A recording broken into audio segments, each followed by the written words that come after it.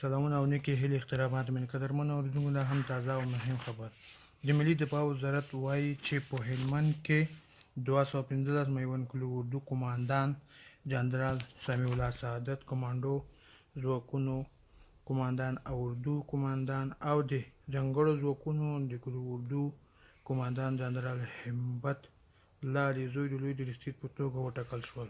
دواړو ته زړه له کومې مبارکي وړاندې کوو.